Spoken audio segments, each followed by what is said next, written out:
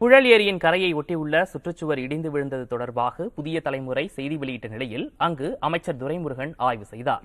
புழல் ஏரி கரை பலமாக இருப்பதாகவும் மக்கள் அச்சப்பட வேண்டாம் என்றும் அமைச்சர் தெரிவித்துள்ளார். அவருடன் நமது செய்தியாளர் எழில் நடத்திய பிரத்யேக கலந்துரையாடலை இப்போது பார்க்கலாம். சென்னையின் முக்கிய குடிநீர் ஆதாரமான புழல் ஏரிக்கு நீர்வளத்துறை அமைச்சர் துரைமுருகன் நேரில் ஆய்வு செய்திருக்கிறார். அவருடன் நாம் பேசுவோம். நேர நடப்பாதி மேலே இருக்கிற 7 அடி உயரம் 9 அடி உயரத்தில் இருக்குது. அதுக்கு மேலே ஏற்பட்டிருக்கிற எங்கேயோ ஒரு சின்ன சரிவு, அதுக்கும் இதுக்கு சம்பந்தம் இல்லை. எந்த விதமான ஆபத்தும் வராது. அதை சீரமைக்கிறதுக்கு எந்த நடவடிக்கை பண்ணிக்கிட்டு இருக்காங்களே, உடனடியாக பண்ணிக்கிட்டு இருக்காங்க. புழல் ஏரியில் இதனால பாதிப்பு இருக்கும் அப்படின்ற மாதிரிலாம் ஒரு இது மற்றவர்கள் என்ன சொல்லுகிறார்கள் என்பதல்ல. பொறுப்புள்ள அந்த துறையினுடைய அமைச்சர் நான், என்னுடைய செயலாளர் வந்திருக்கிறார், மாண்புமிகு அமைச்சர் மூர்த்தி வந்திருக்கிறார், இந்த மன்றத்தினுடைய இந்த பகுதியில் இருக்கிறவர்களெல்லாம் சட்டமன்ற பாராளுமன்ற உறுப்பினர் வந்திருக்கிறார்கள்.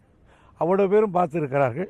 அதே நேரத்தில் தண்ணீரை கூடுமான வரையில் 1.5 அடி 1.5 அடி அழகாக லோவிலே வைக்கும்படி உத்தரவிட்டிருக்கு. எனவே எந்த ஆபத்தும் வராது. புழல் ஏரியில் மண் சரிவு ஏற்பட்டு அதனால் பாதிப்பு இருக்கும் என்ற செய்தி வெளியான நிலையில் தற்போது அதற்கான பாதிப்பு இல்லை என்றும் அனைத்து நடவடிக்கைகள் எடுக்கப்பட வேண்டும் அமைச்சர் துரைமுருகன் தெரிவித்திருக்கிறார். புதிய தலைமுறைக்காக ஒளிப்பதிவாளர் மகேஷுடன் எழில்.